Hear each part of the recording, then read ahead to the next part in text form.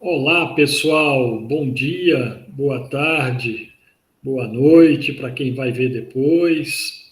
Enfim, tem manhã, tarde e noite para ver mais um Diálogos Acadêmicos. Eu aqui no Brasil e o Márcio Forte lá do México, né? Apresentando mais um episódio hoje. Aplicação de conceitos e terminologias nas dinâmicas da geopolítica do Levante e história contemporânea. Um tema fundamental para compreender as questões aí da atualidade na geopolítica e nos conflitos que gera essa geopolítica por todos os continentes e principalmente esse que está lá na Palestina, um conflito já de muito tempo e que agora está num momento muito difícil para os palestinos e, por que não dizer, para todos aqueles que defendem uma causa justa e humana para toda a humanidade. Estou aqui então com o Márcio Forte, que vai iniciar os trabalhos. Eu vou perguntando na medida do possível e a gente vai iniciando aqui mais uma live do programa Diálogos Acadêmicos da editora D3 Educacional em parceria com a plataforma como é que é? É multipolar. Multipolar, eu esqueci do polar, multipolar. Então, editora D3 Educacional e a plataforma Multipolar, apresentando aqui para vocês hoje mais um episódio, portanto, do Diálogos Acadêmicos, onde eu e o Márcio Forte apresentamos aqui, a partir da apresentação do Márcio Forte e das minhas perguntas a ele, e vamos lá, então, fazer mais esse episódio, mais essa apresentação. É com você, então, Márcio Forte. Bom dia, quer dizer, boa tarde, né? Já é boa tarde. E manda daí que o Brasil espera daqui. Boa tarde a todos, sempre um prazer estar aqui nesse interessantíssimo programa para abordar conceitos da geopolítica, das relações internacionais e da história contemporânea, para que possamos juntos entender esse quebra-cabeça da geopolítica que nós estamos vivendo atualmente, como já frisou o Dodge, esse enfrentamento entre o Estado de Israel moderno e os territórios palestinos, que fazem parte integrante dessa lógica operacional das guerras eternas do Império. Então, aqui vamos iniciar esse capítulo das nossas apresentações com a aplicação de conceitos e terminologias nas dinâmicas da geopolítica do Levante, para que possamos romper alguns conceitos que são muito mal usados, tanto na mídia corporativa como também no sentido comum, e depois vamos abordar o que é essa trajetória histórica contemporânea desde o século XIX até os dias atuais.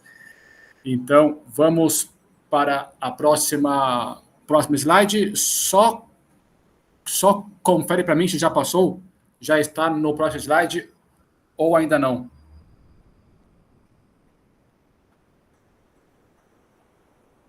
Está no primeiro slide ainda. Agora sim.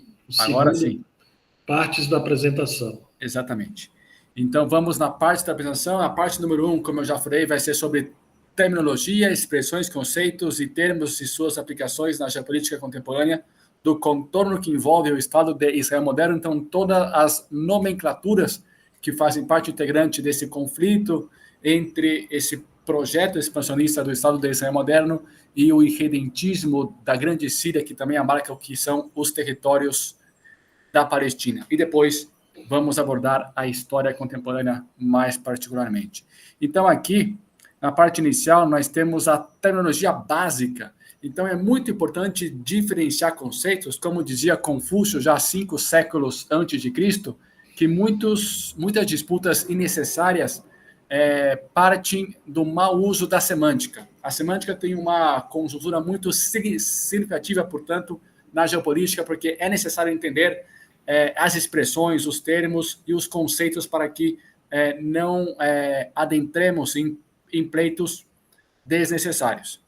Então, aqui, elemento número 1 é o que é semitismo. São os grupos semitas, que são os herdeiros de Sem. Aí vem precisamente essa expressão, semitismo vem de Sem, como, por exemplo, os fenícios, os amoritas, os cananeus, os babilônios, os assírios, os arameus, os árabes, os hebreus, os caldeus e os íxios. Ou seja, os semitas abarcam um extenso grupo de povos, que é basicamente um conceito étnico que também implica questões linguísticas.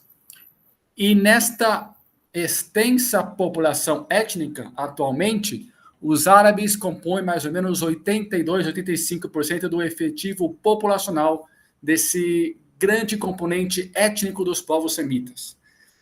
O sionismo, por sua vez, representa um movimento geopolítico internacional que remonta-se ao movimento sionista, como nós vimos no último capítulo, ao final do século XIX, com todo o movimento do proto-sionismo em Odessa, do médico Leon Pilstra, e também na região do Império Austro-Húngaro, de Theodor Herzl, que é considerado o precursor ideológico do sionismo geopolítico. Então, é um conceito geopolítico que não está necessariamente implicado com questões étnicas, linguísticas, civilizacionais, embora ele faça uso desses conceitos apenas por uma questão retórica para aglutinar uma massa de manobra de acordo com seus interesses geoestratégicos, geopolíticos e geoeconômicos. Aqui embaixo nós temos o judaísmo, que é um outro conceito que representa uma religião ancestral com 4 etnias principais que professam essa vertente confessional, que são os sefarditas, que é a região da Península Ibérica e também na Península Itálica, os askenazes, que são os judeus na Europa Central, principalmente Alemanha e Polônia. Askenazi representa oriundo da Alemanha. Os hássaros que estão aqui eram judeus da Europa Oriental, principalmente do Império Russo, na região fronteiriça com a Romênia, com a Hungria, com a região atual da Ucrânia. Então, essa é a região onde, antigamente, entre os séculos 8 e 11, se desenvolveu uma espécie de uma entidade política que se chamou o Reino da Hazária. E depois nós temos os Mizrahis, que são os judeus orientais. Esses, sim, são totalmente herdeiros do ponto de vista de sangue, de crenças, de tradições e também questões de pertencimento da linhagem, da etnicidade, oriundos dos hebreus ancestrais que fizeram parte do reino bíblico de Israel, os Mizrahis. E aí o judaísmo representa um conceito confessional religioso. Então é importante diferenciar conceito étnico, os semitas, os herdeiros de Sem, sionismo, que é um conceito totalmente geopolítico, e o judaísmo, que esse é um conceito confessional religioso. Muita gente confunde esses 3 elementos, mas é importante diferenciar cada um deles. Aqui nós vemos nesse mapa, ampliei agora o mapa aqui, esses são os herdeiros de Sem. Aqui está a fortaleza territorial desses povos que fazem parte integrante atualmente dos semitas, que são os herdeiros dessa linhagem de Sem. Então, nós temos toda essa península arábiga, por assim dizer, todo o Levante, o que é a Grande Síria, e partes da região da Mesopotâmia, onde há o atual Iraque, que tem uma profunda confluência civilizacional com o Irã sassânida e Aquemênida. Então, aqui nós temos o território que se dispersou todos os povos da linhagem de Sem. Agora nós vamos abordar, como eu frisei anteriormente, as 4 principais agrupações étnicas que professam o judaísmo como identidade confessional. Como eu já frisei anteriormente, os askenazes são as comunidades judaicas da Europa Central e Oriental, principalmente Alemanha e Polônia, que se formaram dentro da entidade política que foi o Sacro Império Romano Germânico, por volta do final do 1º milênio depois de Cristo, ou seja, depois que foi dispersos os hássaros dentro do território da Europa, e eles usam o Yiddish, que é uma língua germânica ocidental com elementos linguísticos, tanto judaicos como eslavos. Esse sincretismo que se desenvolveu na Europa Central entre essas populações do idioma hebreu com o idioma alemão, principalmente, e certos fragmentos esparsos do eslavo, como principalmente o polonês e, em menor grau, o eslovaco e o tcheco. E ele usa o alfabeto hebraico que se desenvolveu durante a Idade Média. Os Hássaros, como eu já falei anteriormente, são os descendentes dos antigos habitantes do reino de Hazaria, que existiu entre 650 e 1048, que são populações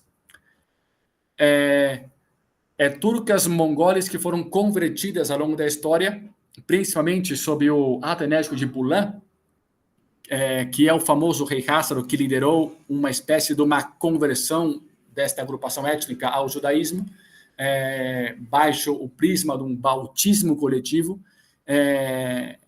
implicando que esses judeus da Europa Oriental eles não sejam descendentes da terra de Israel bíblica, ou seja, não tem uma continuidade étnica, histórica, civilizacional.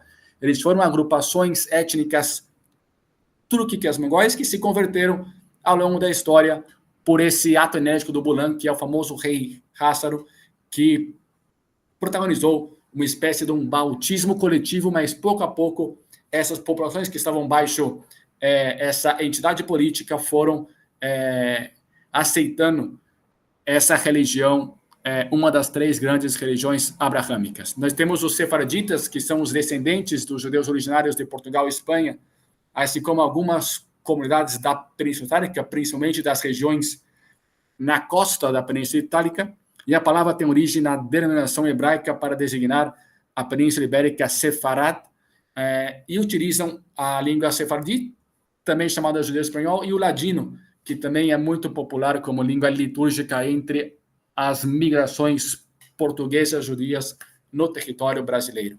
Os Mizrahis, esses sim, são judeus orientais, os que permaneceram na região do Levante após as expulsões pelos alguns governantes romanos, e aqueles que existiram na diáspora em todo ao redor da Ásia Ocidental, como, por exemplo, no Irã, na Síria, no Egito e em outras regiões, desde os tempos bíblicos até a Era Moderna. Então, esses, sim, são muito mais portadores do DNA dessa linhagem que se remonta aos judeus bíblicos. Então, esses teriam 100% direito ao que é considerado a lei do retorno, enquanto que os Askenazes e os Hássaros é muito mais difícil orquestrar uma legalidade nesse discurso da lei do retorno. Vamos para o outro slide aqui. Logo, por várias razões, antisionismo não é sinônimo de antissemitismo, como nós acabamos a nossa última apresentação. 2 das 4 principais etnias que professam o judaísmo, Askenazes e Hássaros, não são semitas étnicos, é dizer, eles são europeus. Os Askenazes têm uma forte concentração de DNA alemão e eslavo também, e os Hássaros, por sua vez, têm um forte aditivo túrquico-mongol mesclado com alguns elementos eslavos, que os Hássaros principalmente se converteram ao judaísmo ao longo da história. Portanto, a proposital deformação semântica do termo antissemitismo, que representa um desvio engenhoso, tornando-se uma guerra semântica híbrida, através de uma apropriação unilateral, que, como vimos, vai contra a universalidade estrutural terminológica. Por quê? Porque semitas compõem todas as populações que têm ancestralidade no SEM, neste ancestral comum.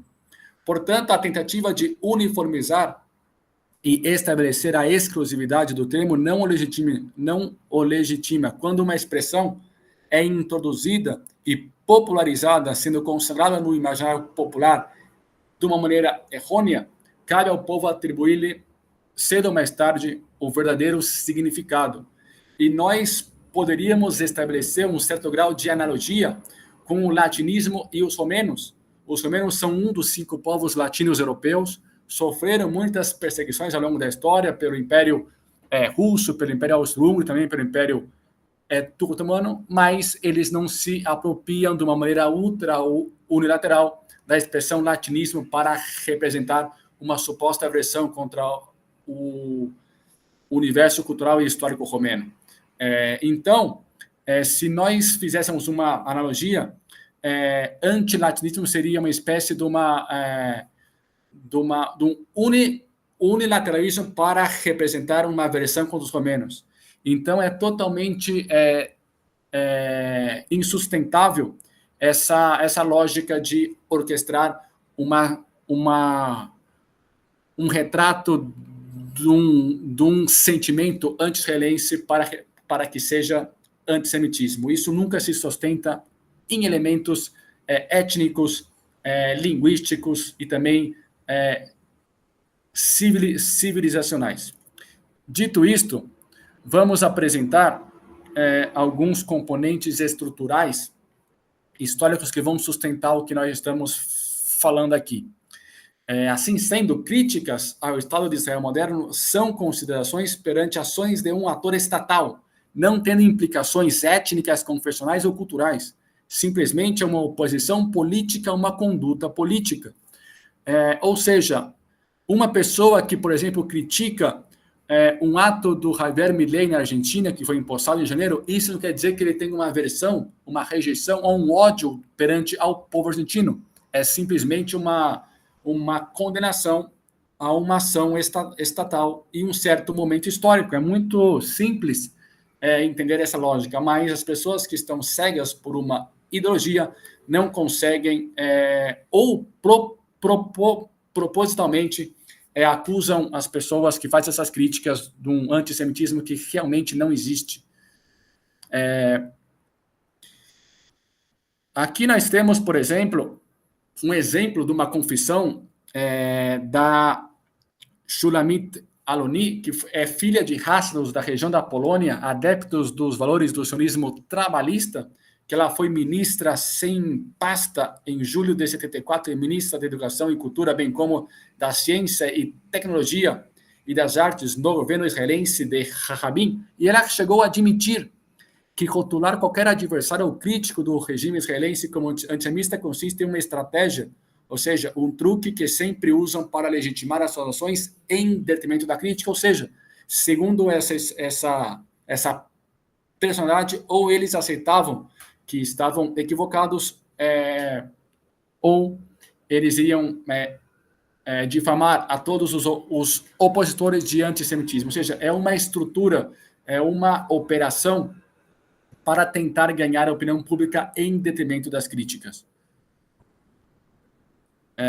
Dito isto, portanto, a diferenciação de expressões de rejeição, ódio e aversão tem que ser revista e posto em prática de acordo com a legalidade semântica.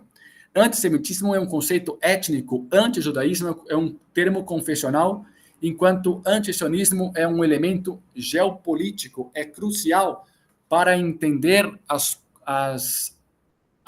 condutas terminológicas da geopolítica contemporânea no Levante. É importante entender essa crucial diferenciação entre elementos étnicos, confessionais e geopolíticos que muitas vezes são estrategicamente confundidos pela opinião pública e também pelos meios massivos de comunicação. Agora, já indo mais para a segunda parte, que vamos entrar com a história contemporânea, vamos remontar ao tempo a 1814, que é um marco na história contemporânea, é um parte-águas, é um antes e depois, porque lá vai ter a Batalha de Waterloo, onde Napoleão é derrotado e já está em ascensão a Revolução Industrial Inglesa, e aí é o marco da história contemporânea onde realmente se pavimenta o caminho para a consolidação da hegemonia da anglósfera. Em 1815 tem o Congresso de Viena, que estabelece uma ordem geopolítico institucional para todo o continente europeu, que tem 5 firmantes, além da derrotada França, também a Prússia, que não tinha os seus objetivos ainda alcançados, que era o da unificação alemã, A Inglaterra, a Rússia e a Áustria são essas 5 potências que assinam o Congresso de Viena e reparte o pastel, o bolo da Europa em áreas de influência. No entanto, é importantíssimo mencionar que a França, inclusive nessa carta do Congresso de Viena, tinha o caráter, o perfil de uma potência mediana, assim como os ibéricos, Espanha e Portugal, e a Prússia não tinha ainda os seus objetivos geoestratégicos e geopolíticos alcançados, que era a unificação alemã. A Rússia e a Áustria tinham uma certa proeminência geopolítica nas suas áreas de influência, mas nenhuma tinha um poder estratosférico mundial como a Inglaterra, que além da forte do crescimento industrial, tinha o poder dos mares. Então era uma espécie de um mono multipolar, com a Inglaterra sendo a potência hegemônica já naquela época. O que vai romper com essa ordem geopolítica do Congresso de Viena é precisamente as unificações tardias no século da Primavera dos Povos, que nós chamamos de nacionalismos de primeira geração. E aqui nós vamos ver, ao longo desta aula, a paz armada, as 2 grandes guerras balcânicas, que eu vou falar com mais detalhes ao longo desta apresentação, a Primeira Guerra Mundial, o período entre guerras, a Segunda Guerra Mundial, a bipolaridade, que foi entre a ex-URSS e os Estados Unidos, e a unipolaridade neoliberal dos Estados Unidos, e agora nós temos uma espécie de mundo em transição, e também vamos abordar isso ao longo dessa transmissão. Então, como eu falei antes aqui, só para retomar um pouquinho mais com essas ilustrações, nós temos em 1815 o Congresso de Viena, que é o Concerto Europeu. Como eu falei antes, temos 5 firmantes das 4 potências, além da Inglaterra, Áustria e Rússia, que tinham uma certa proeminência geopolítica, também a Turquia Otomana, embora ela era o ator doente da Europa, ela tinha um certo grau de protagonismo geopolítico no leste europeu, no norte da África e também na Ásia Ocidental. Então era um ator importante que jogava também as cartas na geopolítica naquele então. E como eu falei antes, nós temos aqui a consolidação da hegemonia da anglósfera, e isso também, além da ascensão inglesa pela Revolução Industrial e por dominar os mares, nós temos a estagnação e a decadência de 3 grandes atores asiáticos, que foi, no mesmo momento, coincidiu, e isso decretou o início da hegemonia da anglósfera. China, Irã e Índia são esses 3 grandes atores asiáticos que têm o seu século das humilhações. A China, com as guerras dos ópios impostas pela Inglaterra e os sucessivos tratados desiguais. O Irã, no seu caso, tem a debacle dinástica Qajar e os tratados desiguais de Gulestan e de Turkmenchai, e a Índia, por sua vez, tem o Raj britânico, que é muito conhecido, essa política atroz contra a Índia. Então, esses 3 grandes asiáticos estão em total decadência pelo seu século das humilhações, enquanto que a Inglaterra estava numa ascensão astronômica e meteórica. Então, nós temos, nessa época, a transferência do centro de poder geopolítico da Eurásia, por assim dizer, rumo ao que é o eixo Londres-Washington, mas naquela época ainda muito mais inglês do que estadunidense, e depois nós teríamos essa transferência do bastão no século XX.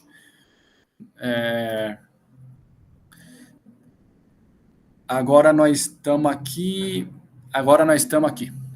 Século da Primavera dos Povos.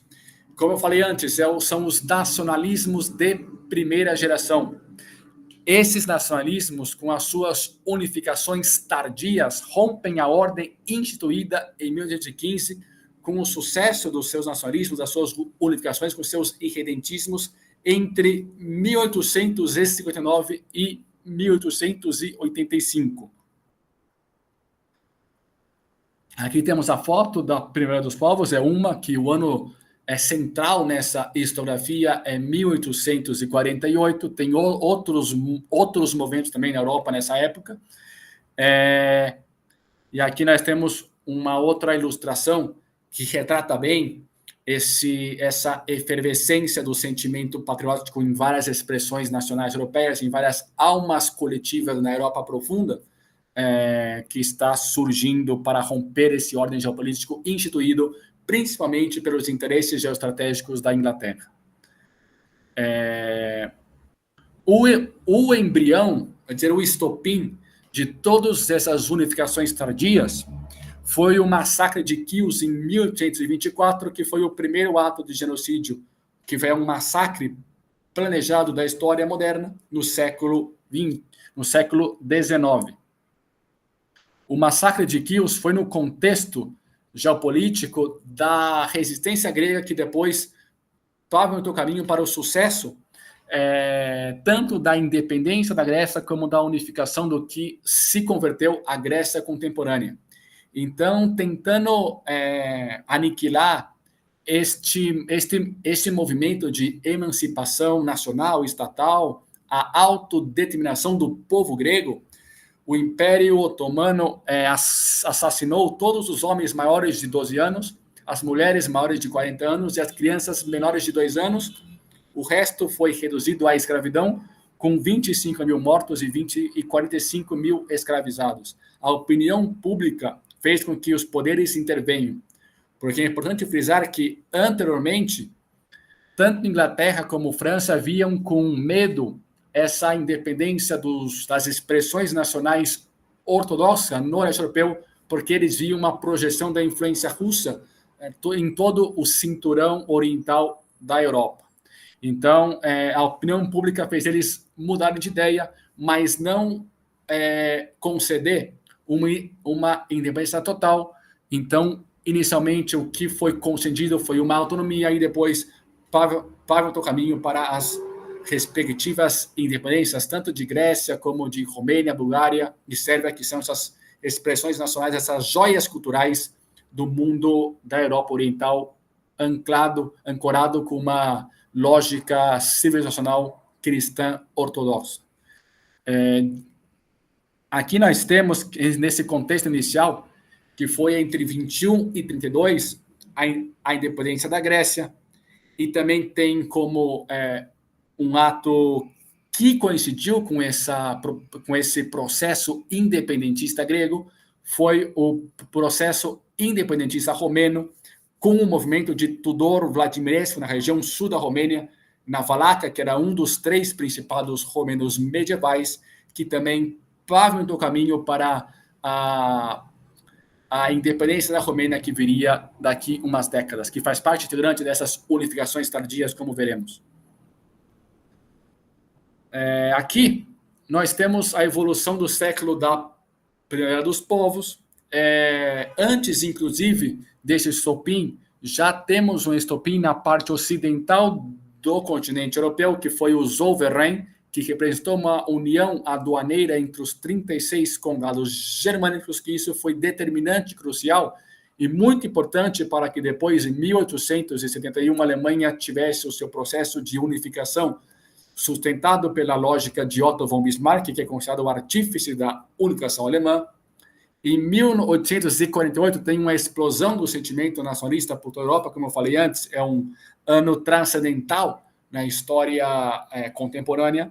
E em 24 de janeiro de 1879, nós temos a unificação de 2 dos 3 principados romenos medievais, a Valáquia e a Moldávia, para formar o Reino da Romênia, baixo o cetro unificador de Alexandre Ion Cuza, que pavimentou o caminho no que se converteria a Romênia contemporânea.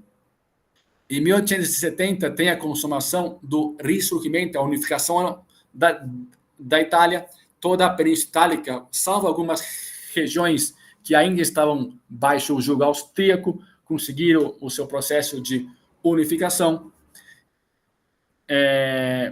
E aqui, seguindo essa evolução do século da Primeira dos Povos, um ano depois, em janeiro de 1871, Otto von Bismarck, o artífice da grande unificação alemã, consegue o projeto unificador e juntou os 36 condados germânicos sob o cetro unificador da Prússia para formar o que se converteria a Alemanha que nós conhecemos atualmente. Em 1882 tem a consumação do Reino da Sérvia, que já vinha com uma política muito autônoma desde o início desse século, e a unificação da Bulgária.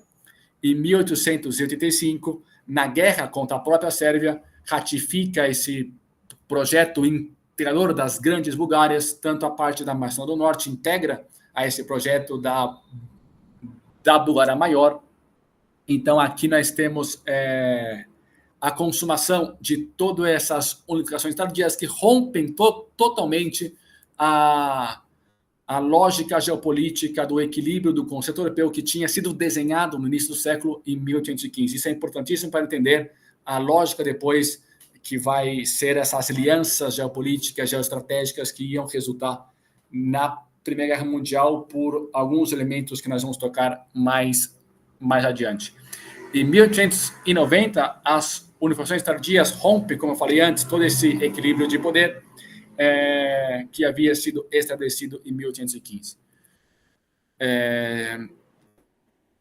Apenas para retratar aqui, um pouquinho mais com essa ilustração que retrata que durou apenas 55 anos essa ordem que tinha sido instituída em 1815, com as unificações tardias da Romênia em 1869, da Itália em 1870, da Alemanha em 1871, da Sérvia em 1882, que em 1878 tem a unificação da coroa e 4 anos depois tem a unificação da Sérvia histórica, e a da Bulgária 3 anos depois, após uma sangrenta guerra contra a própria Sérvia, unificou a Bulgária que conhecemos atualmente.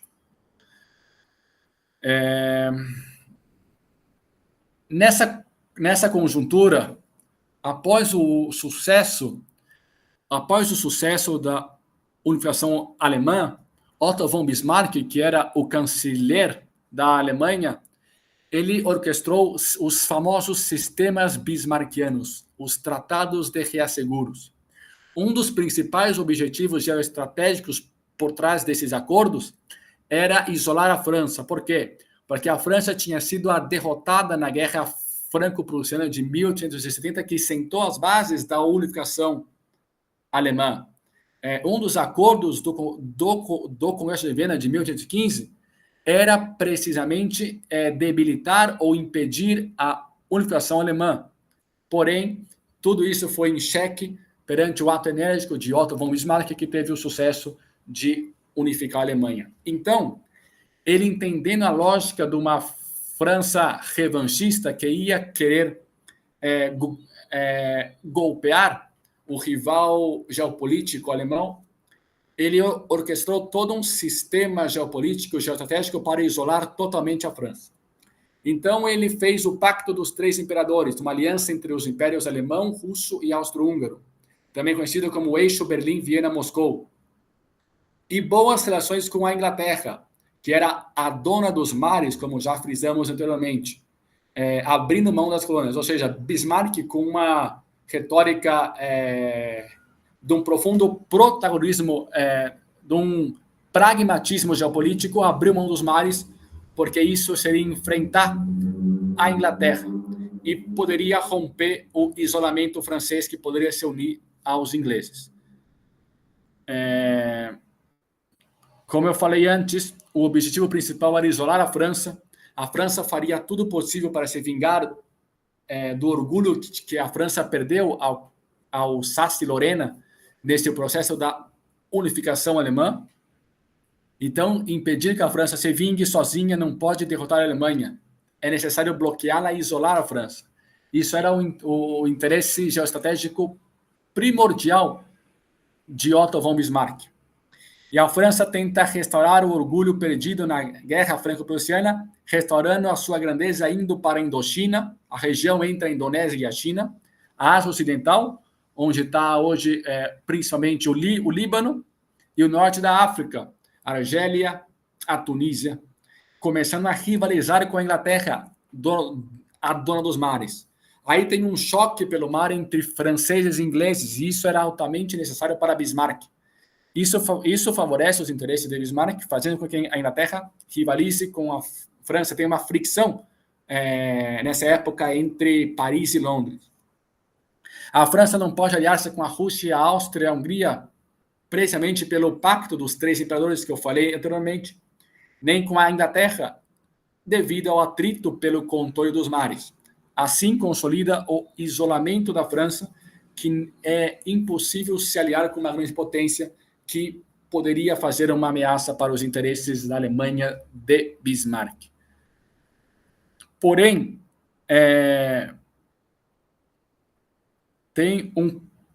tem um conflito entre os doentes da Europa e os nacionalismos cristãos ortodoxos da Europa Oriental.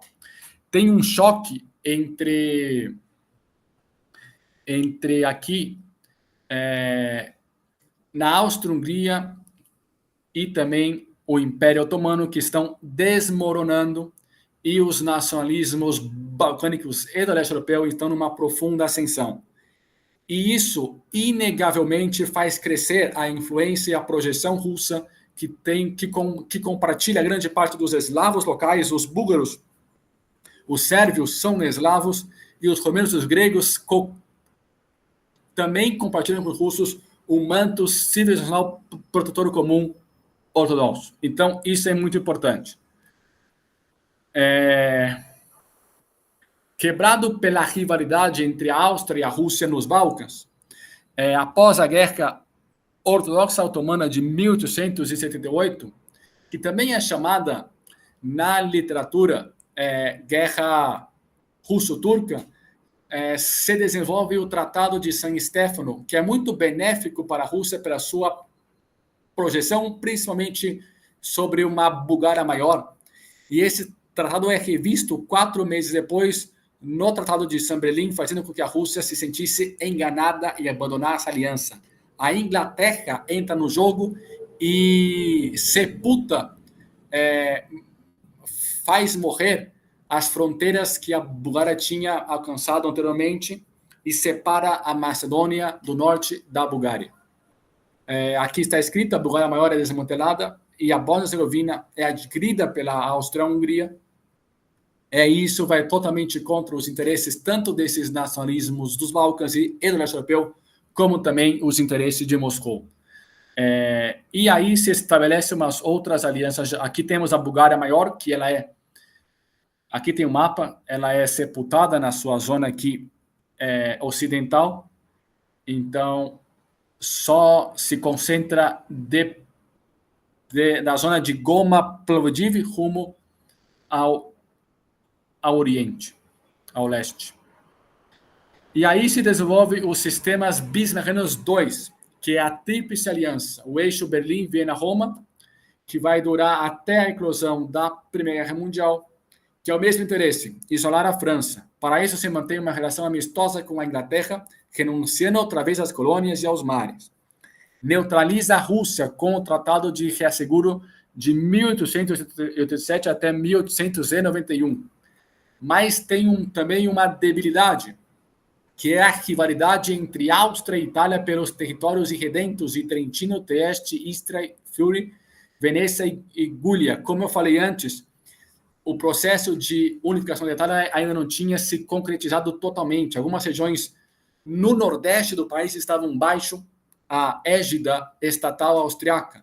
Então, isso tinha uma frição, um pleito entre italianos e austríacos por esses territórios que são considerados irredentos, é dizer, territórios da Itália irredentistas são zonas que se sentiam parte da Itália e não da Áustria e queriam se unir ao Estado italiano recém-unificado. Então, tinha um pleito, uma disputa entre Itália e Áustria que colocava em xeque essa união estratégica, essas alianças geopolíticas que a Alemanha estava tentando estabelecer.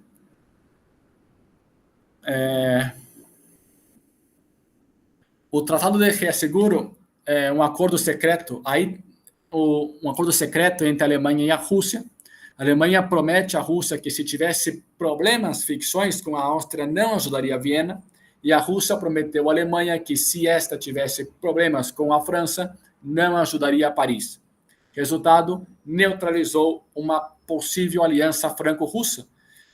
Então, Bismarck, enquanto ele está no poder, ele consegue consolidar uma França isolada no cenário internacional, e se a França não estiver vinculada com alguma grande potência, ou até mesmo uma potência mediana, ela não vai conseguir agredir a Alemanha de Bismarck. A fraqueza desse tratado é, de novo, a Itália e a Áustria, que eles estão chegando totalmente por umas questões territoriais. O irredentismo italiano versus a ocupação austriaca. Tem uma profunda inimizade ancestral entre os latinos peninsulares italianos e o expansionismo dos Habsburgos. Então, são adversários geopolíticos durante todas as guerras da unificação da Itália, que durou durante 50 anos ao longo do século da Primavera dos Povos. Foi precisamente a Áustria dos Habsburgo que travou as tentativas de unificadores dos italianos, dos nacionalistas italianos. E a Itália teve que se unir primeiro à França e depois à Alemanha para consolidar o seu projeto unificador das terras na conjuntura das guerras pelas unificações da Itália. Mas essa rivalidade continuou, inclusive, depois do estabelecimento do Reino da Itália, pois os italianos partilhavam a percepção de que não tinham completado o seu processo unificador totalmente, porque a região de Tirol do Sul, a região ao norte de Rovigo, de Trieste e nas zonas colindantes estavam baixo essa ocupação da Áustria. Aqui temos um mapa para ver aqui temos um mapa para ver os territórios italianos que ainda estavam sob ocupação austríaca. É de Trentino, a Istria, toda a Veneza e a Lombardia. Esses aqui estavam perante a ocupação ainda do que era o estado herdeiro da dinastia do Habsburgo, né? E assim como atualmente, por exemplo, a Ucrânia ocupa 5 territórios históricos da Romênia, o Buziak, Odessa, a Bucovina do Norte, o sul de Pokutsa e a zona da Transcapta, que é o norte de Maramuresh. Uma analogia com o que acontece atualmente entre os pleitos entre romenos e ucranianos.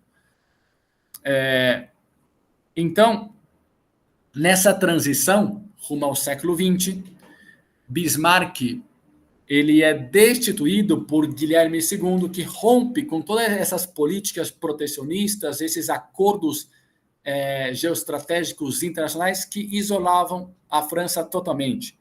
Guilherme II começa uma política agressiva que demonstrava o poder da Alemanha. Ele não revoga os pactos de reasseguros, e a Rússia se assusta e busca a União Francesa. Aí se forma a aliança dual entre França e Rússia. Começa uma política naval e uma colônia agressiva, porque ele quer ser a primeira potência europeia. Ele não entende a lógica que é necessário primeiramente ganhar um músculo para depois se projetar no cenário internacional. Ele quer ser a primeira potência europeia, quer ser a primeira potência marítima, ou seja, quer dar um salto muito maior do que as capacidades institucionais da Alemanha na época. Então ele começa uma política naval agressiva e a Alemanha fica assustada e se aproxima da França, se dá cabo a Entente Cordiale, aliança geoestratégica ampla entre Paris e Londres. E aí nós temos 2 blocos enfrentados, a Tríplice Aliança e a Tríplice Entente, que iriam chocar-se totalmente na Primeira Guerra Mundial. Perigo de guerra devido a qualquer ataque está iminente. E assim temos o pesadelo de Bismarck. A França sai assim de seu isolamento geopolítico e alcança a Tríplice Entente em 1907, 7 anos antes da eclosão dessa grande guerra. Paris, Moscou e Londres estão pactados e tem nessa Alemanha agressiva de Guilherme II, que rompe com as táticas geoestratégicas interessantes de um pragmatismo geopolítico de Bismarck, e aí nós íamos ter a eclosão da Primeira Guerra Mundial. Ou seja, como eu falei antes, está armado o cenário geopolítico que culminaria nessa grande guerra, que também é conhecido na história e na literatura como a Primeira Guerra Mundial, a Tríplice Aliança entre Alemanha, Itália e Áustria-Hungria, e a Tríplice Entente entre França, Inglaterra e Rússia. Depois, iriam se somar a essa Tríplice Aliança a Bulgária e a Turquia Otomana, e nós vamos ter dois grandes estopins para a eclosão dessa guerra. Um deles, que é o mais conhecido na história e está muito consagrado na literatura, é o Jugo de Viena. A Áustria ocupava grandes territórios sérvios e romenos, e movimentos nacionalistas e redentistas começavam revoltas contra essa opressão austríaca. Algumas agrupações, como a Jovem Bósnia e a Mão Negra, de nacionalistas sérvios, causaram muitos enfrentamentos contra essas ocupações austríacas. E um deles, mais precisamente, foi o atentado contra o arcebispo de Viena, que acabou morto com a sua esposa, Sofia, e uma carruagem na capital Sarajevo, que era parte integrante dessa ocupação austríaca. E o outro elemento que causou essa guerra foi o revanchismo francês, que ainda jogava uma parte importante na política externa de Paris.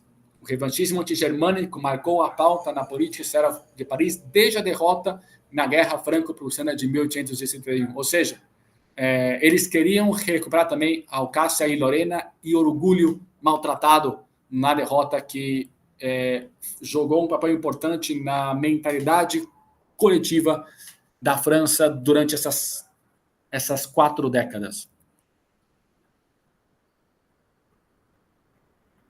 E nós temos a eclosão da Primeira Guerra Mundial, como todos sabemos, essa carnificina que foi esse enfrentamento bélico que abalou toda a estrutura continentalista europeia.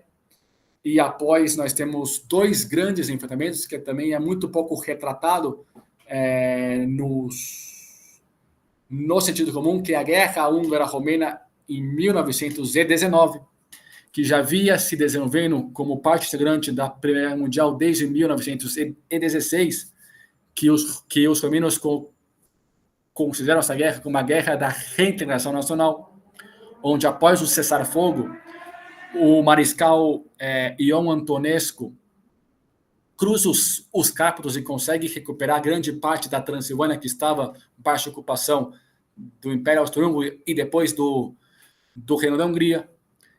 E nós temos também a Guerra Greco-Turca de 1919 até 22, que foi uma tentativa de expulsar os otomanos, os turcos, da Anatólia, mas com a vitória do movimento de Ataturk, os kemalistas turcos vencem e detêm esse impulso dos gregos, dos búlgaros, de recuperar grande parte da Anatólia Ocidental. Então, nós temos o desfecho dessa guerra mundial, a primeira, e esses 2 outros eventos que são posteriores a essa grande guerra, e a Romênia e a Sérvia saem fortalecidos, se convertem em 2 potências regionais interessantíssimas. A Romênia estabelece a Grande Romênia com grande parte do seu território unificado em suas fronteiras históricas, e a Sérvia, aproveitando um renascimento cultural ilírio, cria com os croatas e os eslovenos o Reino dos Sérvios, Croatas e Eslovenos, em 1918, que seria rebatizada para Iugoslávia em 1929, e essa expressão significa a união dos eslavos do sul. Não é nenhuma casualidade que esse reino se chama assim, porque sérvios, croatas e eslovenos são as 3 únicas nações clássicas em sua concepção semântica clássica da ex-Iugoslávia. São as únicas que tinham um forte sentimento de pertencimento, elementos aglutinantes, uma língua, tradições, valores, uma cosmovisão, uma alma coletiva. Então, não é nenhuma casualidade que, pela Declaração Carrefour, que estabeleceu a Iugoslávia baixo essa nomenclatura, o Reino dos Sérvios Eslovenos, ela se chamou assim.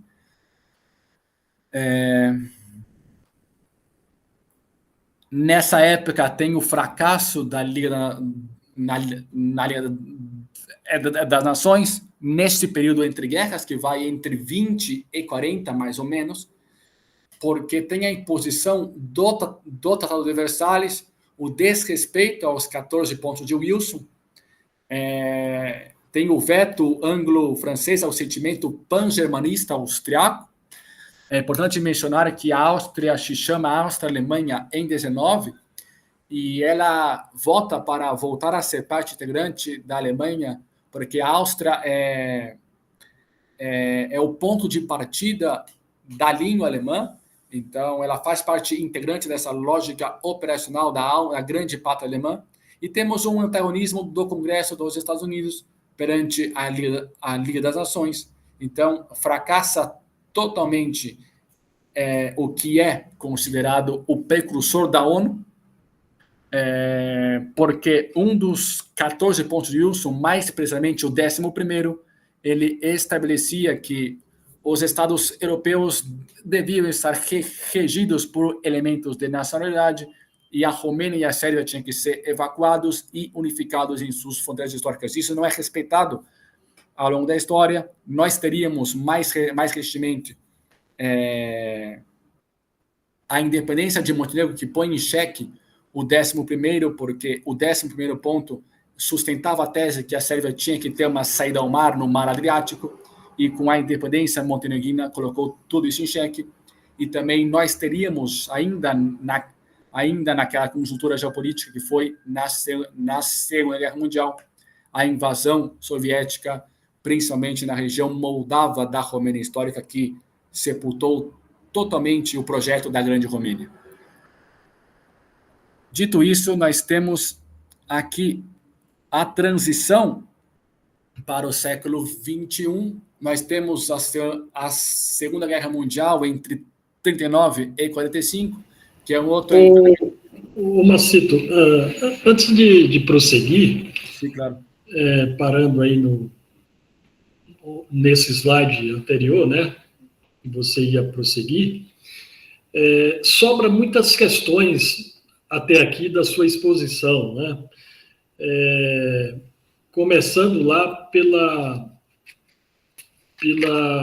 explicação sua, né, sobre a questão lá do sionismo, do antissemita, enfim, toda essa questão aí de povos e de interesses ideológicos, né?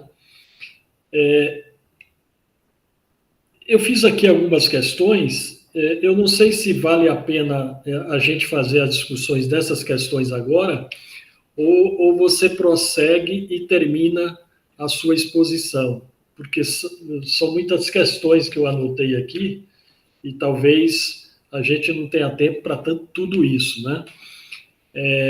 Vamos fazer agora as questões que você anotou, e depois eu vou continuar. Tem mais poucos slides. Eu acho que tem mais... não são muitos, não. 1, 2, 3, 4, 5... Tem mais uns 7, 8 slides, mas são muito rápidos. Bom. Perfeito. Então, voltando lá na questão sionista, né, e antissemita, e antisionismo, essa questão dos antes e do sionismo, enfim, tudo isso, remete a quem? As lideranças dos países, né, árabes, que fundamenta isso ideologicamente e, de forma educacional, transfere isso para as populações. Ou é o contrário, as populações, diante das suas limitações, também das perseguições, das necessidades básicas, isso fundamenta onde? É nas lideranças ou vem de forma popular se organizando em grupos para chegar a esses conceitos? O que você acha disso? Mano, é um pouco das duas coisas, porque, primeiramente, essa expressão do antissemitismo ele foi acunhada por um historiador alemão ainda no século XIX, naquela conjuntura do caso Dreyfus na França. Então isso foi espalhando pouco a pouco e acabou sendo consagrado no imaginário coletivo mundial como se isso fosse um termo, uma expressão que retratasse um certo grau de aversão contra as populações judaicas. Não obstante, o termo semitismo não é necessariamente um termo confessional, como a gente falou, é um termo étnico que abrange uma grande extensão dos povos que vêm do ancestral Sem. Então, implica também os árabes, que são a grande maioria dessa composição étnica, os fenícios, os cananeus, os babilônios, os íxios e outros.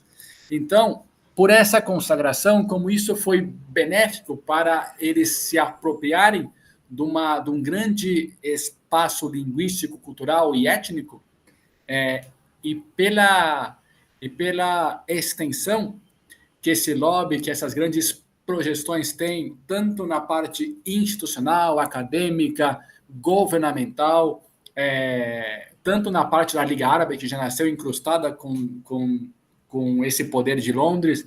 E isso foi passando nas redes educativas, nos meios nos meios massivos de comunicação. Isso acabou incrustando totalmente na mente das pessoas e como o público em geral não tem essa capacidade de entender narrativas complexas, eles acabam aceitando grande parte das coisas que a mídia corporativa lhes apresenta. Isso, ao final, acaba criando uma percepção semântica, terminológica totalmente desconectada das raízes dos termos, das expressões, do real significado dessas expressões. Muito bem.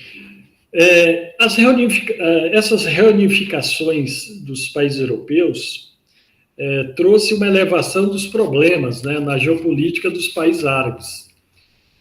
Essas elevações são consequência das unificações ou separatismo entre os sionistas, os antisionistas, já estava consolidados antes da unificação europeia? Você acha que já estava consolidado ou a unificação europeia é que vai consolidar essas diferenças? Essas diferenças com o quê? Exatamente? Essas diferenças entre sionistas, antisionistas e antissemita e por aí vai. Na verdade, foi justamente nesta eclosão das unificações tardias desse século da Primeira dos Povos que nós tivemos também esse movimento sionista internacional, porque eles também beberam da fonte deste nacionalismo romântico que estava muito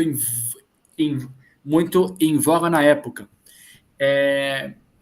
Então, alguns desses nacionalismos vão fazer um certo grau de pragmatismo geopolítico com essas organizações sionistas para difundir a migração massiva dessas populações judaicas para a Palestina. Isso vai ser muito visível na Alemanha com o Acordo Havará, em 1933, e também na Romênia com o movimento legionário, que o Cornelius Codeno escreve For My Legionaries, e ele estabelece que a Romênia era para os romenos e a Palestina era para essas migrações desses Hássaros e desses Askenazes que estavam indo massivamente para a Palestina.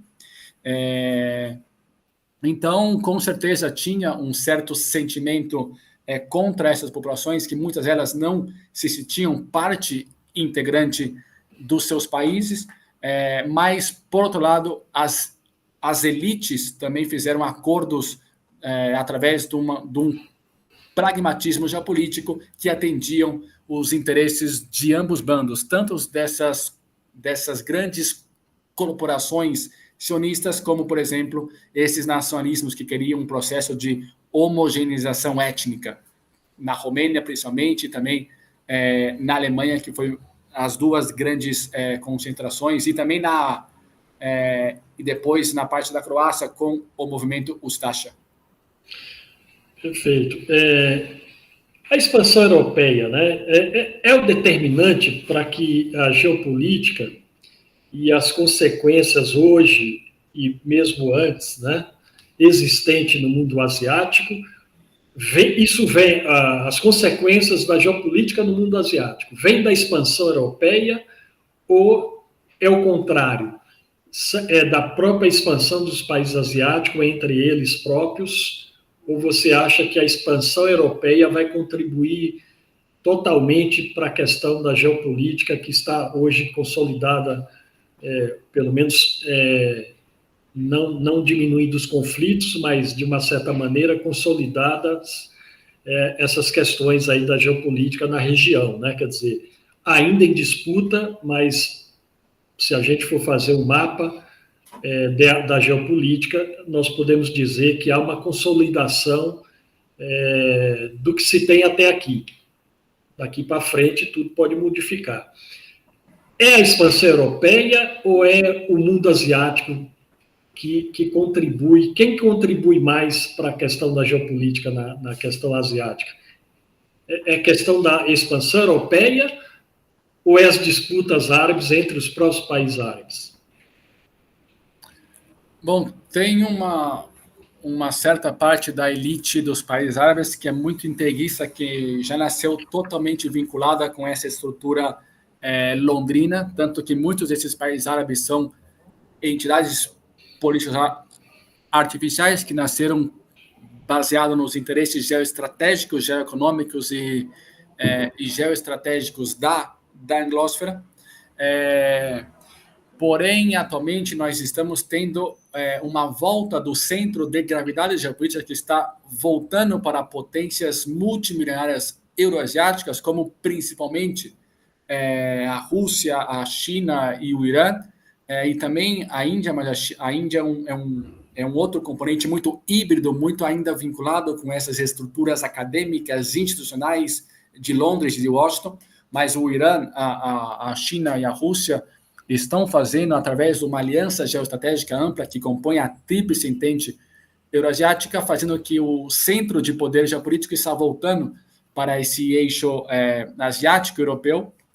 E essa aliança geoestratégica ampla encontra muito contato, muitos vínculos com essa manifestação da Europa profunda, porque agora na Europa nós estamos tendo um ressurgimento desses nacionalismos que alguns chamam de nacionalismo de terceira geração, porque na Europa tem uma contradição entre a Europa superficial dessa oligarquia plutocrática, bancocrática, monopolística, dessa estrutura supranacional da União Europeia e o desejo desses nacionalismos de consolidar a Europa como um polo de poder realmente independente e soberano baixa a estrutura do mundo multipolar. Então, a Europa, desses nacionalismos, encontra um eco, um vínculo, uma conexão com essas lideranças soberanistas da Rússia, da China e do Irã, porque são polos totalmente convergentes. Por exemplo, o eixo Berlim, Moscou, Beijing e Teherã, eles têm muitos pontos em comum, tanto que o rompimento geopolítico e comercial alemão-russo sempre foi uma parte estratégica, tanto de Mackinder, que é o pai da geopolítica inglesa, e também de Spingman, que é o pai da geopolítica estadunidense. Então, era necessário sepultar esse cordão umbilical que, inegavelmente, a Alemanha, a Rússia, o Irã, a China e a Índia também, eles convergem num polo num polo de poder estratosférico que põe em xeque totalmente essa hegemonia da anglósfera e tem uma profunda conversão civilizacional entre esses nacionalismos europeus e esses três gigantes asiáticos, e também a Rússia, que é um ponto de profunda conexão entre grandes blocos geopolíticos. Perfeito. Consolidados os países europeus, né? Claro que a reunificação europeia, a própria expansão europeia, já vem em consequência da expansão dos próprios países, dos povos árabes que vão até a Europa e constroem a Europa, perfeito? Sim. A partir daí, se forma as questões, ou seja, a pressão fundamenta mais ainda nas questões ideológicas. E na Europa surge fascismo, surge o nazismo. Isso é fruto da expansão europeia, ou na expansão europeia esses elementos já vêm para contribuir com a formação do fascismo e do nazismo, ou seja, isso procede vindo do sionismo, que chega à Europa e constrói isso na Europa, transformando tudo isso no fascismo e no nazismo, e também no antifascismo e no antinazismo, ou seja, isso vem na expansão europeia, ou após a formação europeia, há um debate ideológico entre o que se trazia dos países árabes com a formação europeia. O que você pensa sobre isso? Eu não sei se ficou claro a questão. Se não ficou, pode perguntar que eu explico melhor.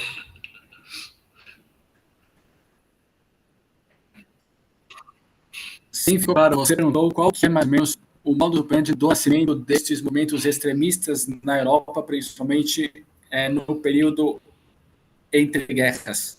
É certo? Se eles têm a ver também com o grau do sionismo, essa ingerência do sionismo no continente europeu. Sim.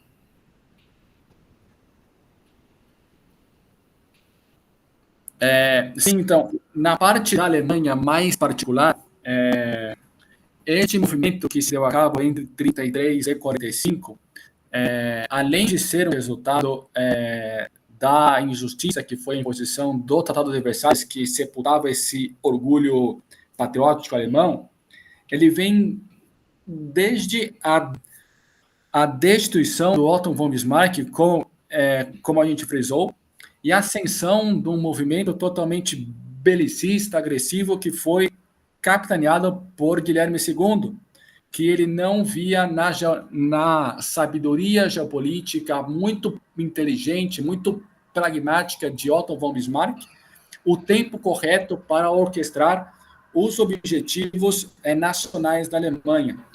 Então, essa agressão altamente violenta, agressiva, belicista, de guerrear contra todos os atores ao mesmo tempo, foram um dos elementos que resultaram na eclosão do Terceiro Reich em 33, que foi até 45.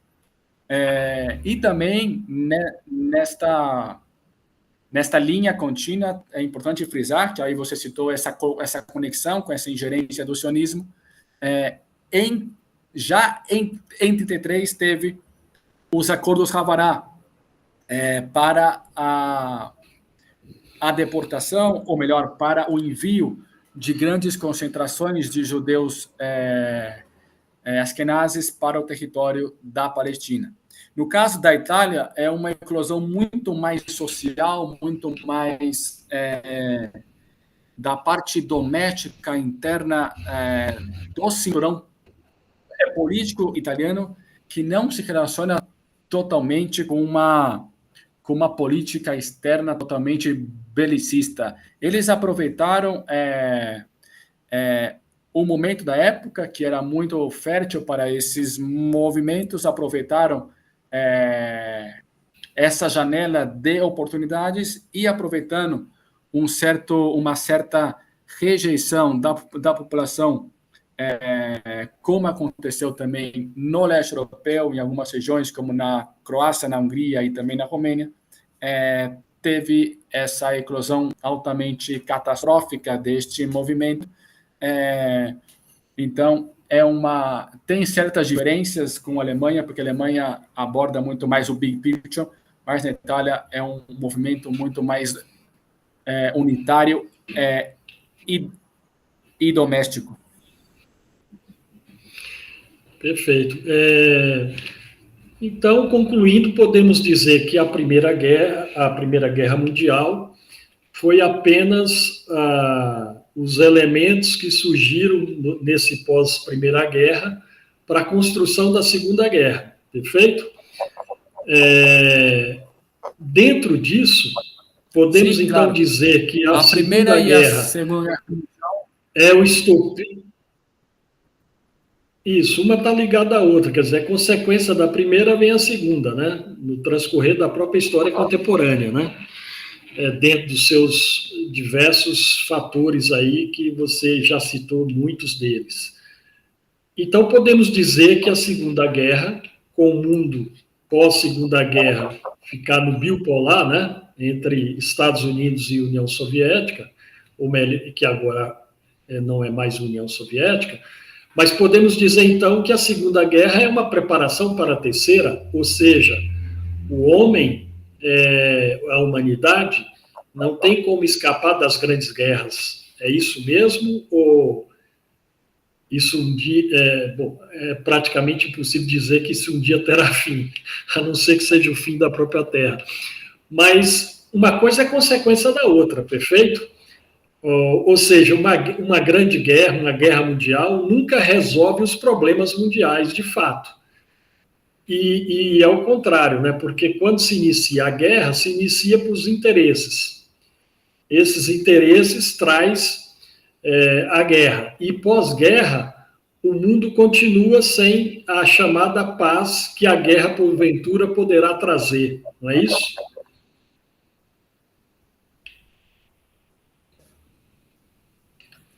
Eu sei, exatamente, que a questão é ampla e complexa.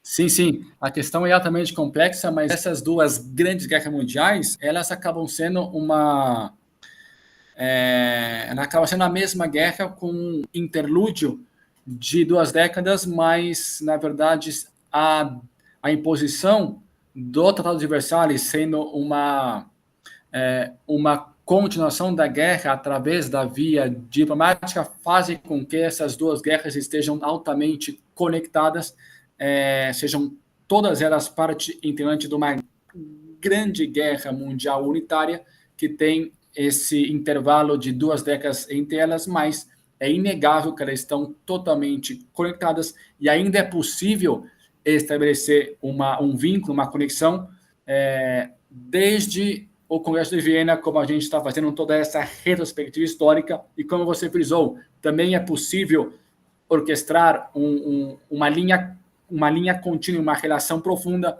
com o que nós estamos tendo atualmente com a eclosão da Primeira Guerra Mundial híbrida, que é considerada também a Terceira Guerra Mundial.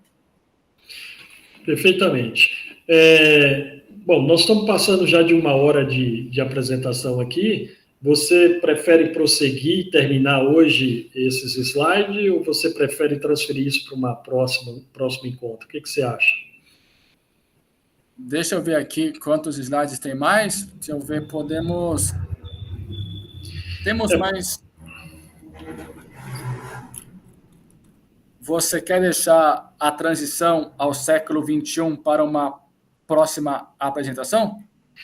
Eu acho que seria melhor, para não ficar muito cansativo, né? Tanto para você como para o público que vai assistir, eu acho que seria melhor.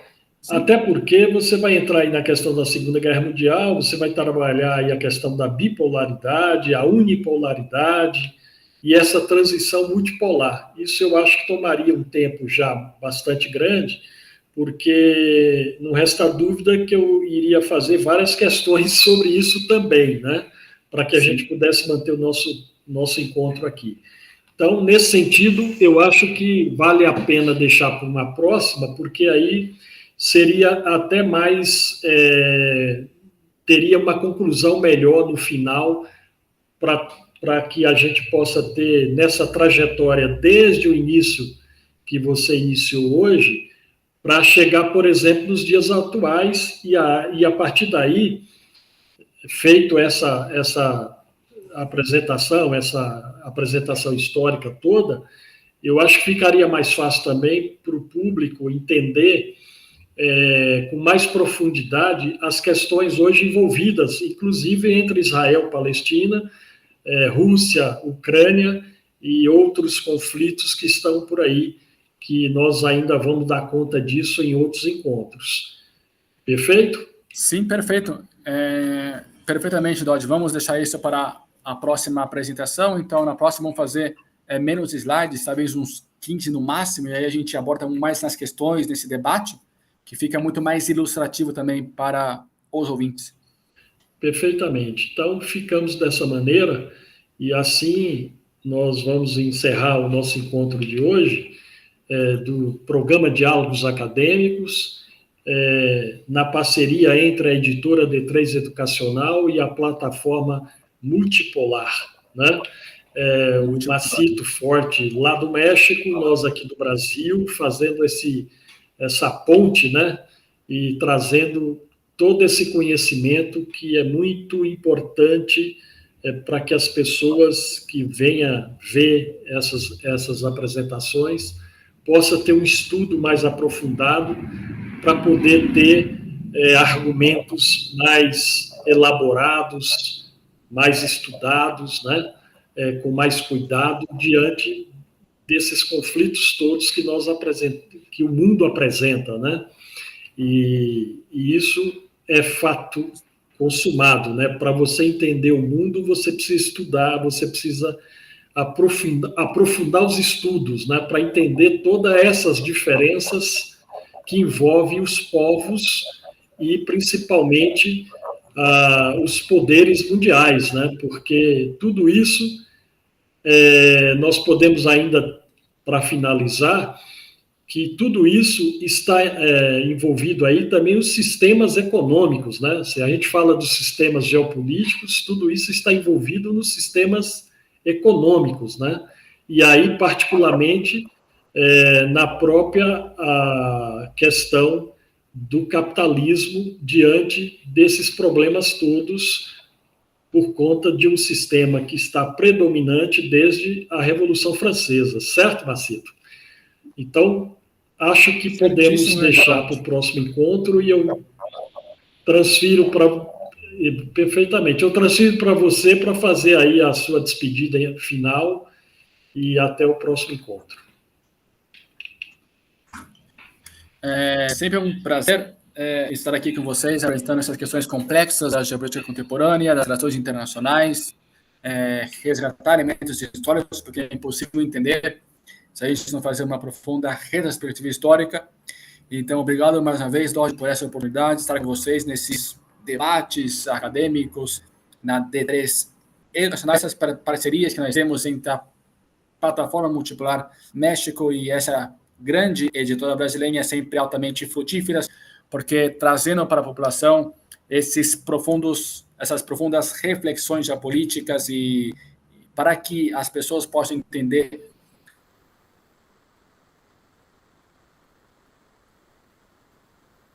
o que está realmente acontecendo no mundo, nas conjunturas e no dinamismo das relações internacionais. É um prazer estar aqui com vocês.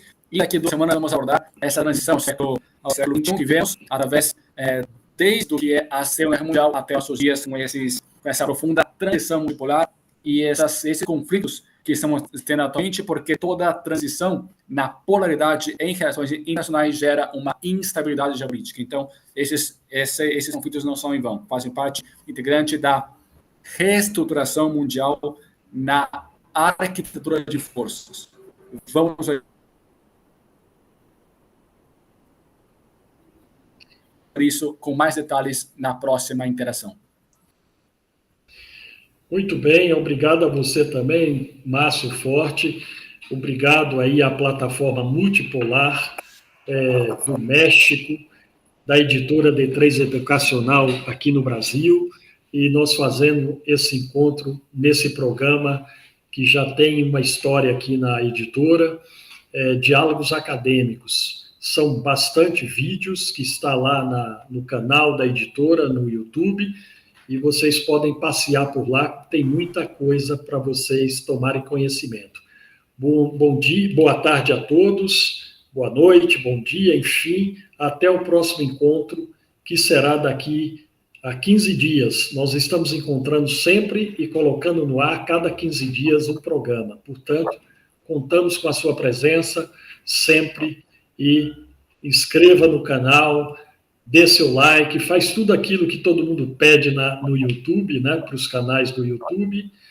E lembrando que o Márcio Forte é autor, né, do livro Sérvia, uma nação mutilada, e que esteve recentemente numa palestra na Feira de Livros da Unesp, apresentando aos espectadores o seu livro e os temas que esse livro tão importante traz para o conhecimento das questões sérvias, e que passa por todo um legado de estudo e de pesquisa do pesquisador, do